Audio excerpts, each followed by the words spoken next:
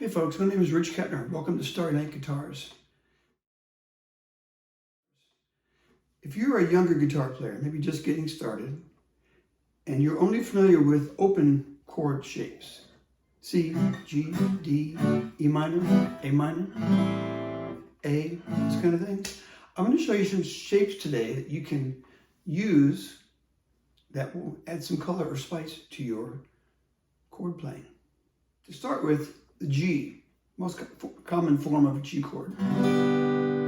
Third fret, second fret, open, open, open, third fret. What I'd like to do is double the third fret on the first string and second string. And I do this on a combination or a series of chords. If I go from G with the finger down, here's what it sounds like. Traditional shape. It just adds this note, which is the fifth of a G chord. How I would use that is if I'm playing a song where a progression goes, for instance, from G to C to E minor, I can keep these two fingers anchored down. Now my G is like this. The traditional shape, or the shape that most beginning guitar players learn for C, is like this. Fifth string, third fret, fourth string, second, open, second string first, open, right? But I'm going to play it like this. These two fingers, I'm going to keep that shape, but play it with these two fingers.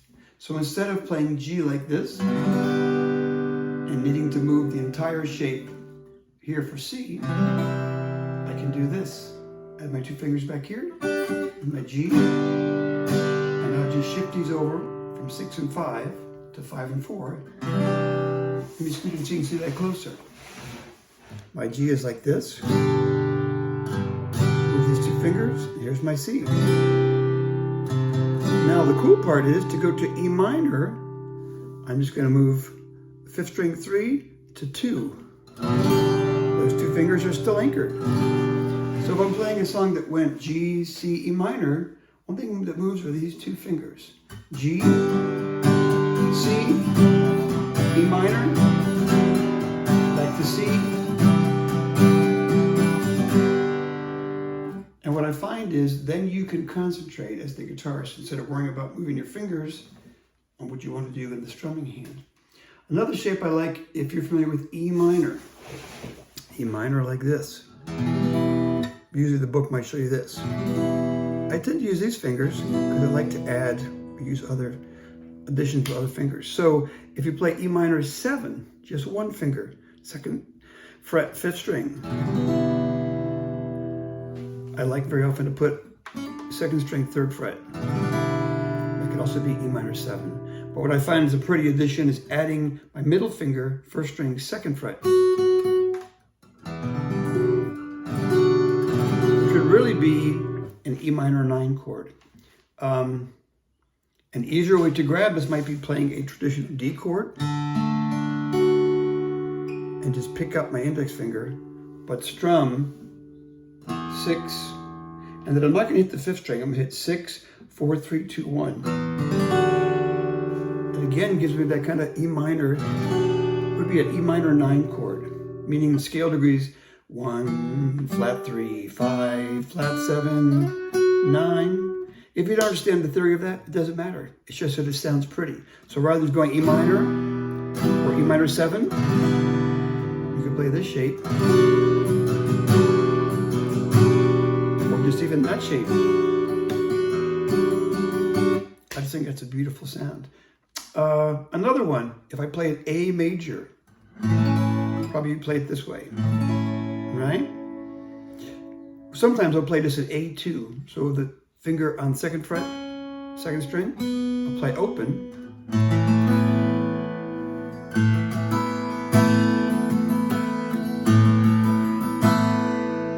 Pretty sound. And a cool thing about this that I didn't mention before, all those shapes, the G like this, or the C, E minor 7, if you're playing with another guitar player and they play, let's say the G, the traditional shape, if you play this shape, no one's going to say, hey, you're playing the wrong chord. It's kind of like when someone cooks, and that really good cooks use spice and maybe make the dish their own. And just add a slight flavor that makes it slightly different, and yet enhances it, makes it better. I think, my perception, these chords are enhancing the sound. It's going to just add to the group, it's not going to detract from it. One more shape. Again, in E minor form, if I play a traditional C shape, so 5th string 3rd, 4th string 2nd, open, 1st, open, pick up my ring finger. So that's like an A minor 7 form, but now slide that up. So I'm on the D string, 4th fret, G string open. That is very dissonant. Here I'm playing an F sharp against a G. So it's a half step interval. But I think it sounds beautiful in context. Stay with me. So we're 4, open, 3, open. And if I play the low E, so we play 6, skip the 5th string, 4, 3, 2, 1, I'd get this sound. And it's again, kind of like a minor 9. It's kind of like another version of that. And I just think that's a beautiful sound. Now I tend to play it instead of strumming, because if I strum, I need to, again, skip that 5th string. I could mute it, I guess. If I strum it, it doesn't work because the note A shouldn't be in that chord. But if you can play with just your fingers, if you're a finger stylist, it sounds beautiful. To me, that's much prettier than, and that's okay. Not a bad sound. It's not wrong, but I think that's just prettier. One final chord for A minor. If A minor is like this, and A minor 7 is that. The way you can play that shape is come to the 5th fret and put whatever finger. I use my 2nd and 3rd finger. D string, 5th fret, G string, 5th fret, and then I'll play 5, 4, 3, 2, 1, and you get the sound. And again, it's another one of those intervals of a minor 2nd, a half step. This is a C, that's a B.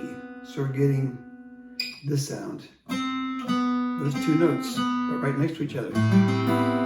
So rather than this, or this, I will sometimes opt for this. I think it's a beautiful sound. So if you were going from just the A minor, maybe to the E minor, maybe I'll do the E minor 9 I showed you. So here's traditional open chords, might sound like this. A minor 7, E minor 7. Again. Now, the one I played at the 5th fret, and see what it sounds like.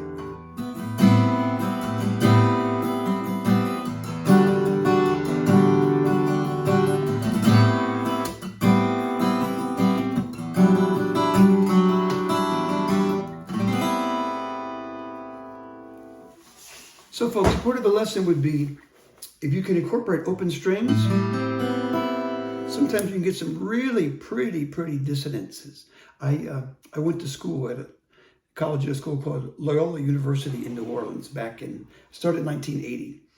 And I remember there was a guy in my class. He was a Cajun, meaning he grew up in the kind of the swamp area of New Orleans and played violin. And while he played classical music, he also played jazz and country music and Cajun, all kinds of music. He had a blue electric violin. And I remember when we hear dissonance like that, or, oh, I'm sorry, this sound, there. Some people hear that and think, ooh, it sounds wrong. Very often, dissonance in music can be beautiful. And I remember Dennis would hear that kind of stuff and go, ooh, sweet dissonance. And I love that idea. Dissonance is great as long as we then have resolution. And, so my point would be, experiment with that. If you're a younger player and just learning these open chords, there's things you can add to make more color in your chord playing. You might like it, you may not like it, but check it out. If you've enjoyed this, please consider subscribing to my channel or like the video, tell a friend, and most importantly, folks, have fun, enjoy the journey, keep making music. God bless you.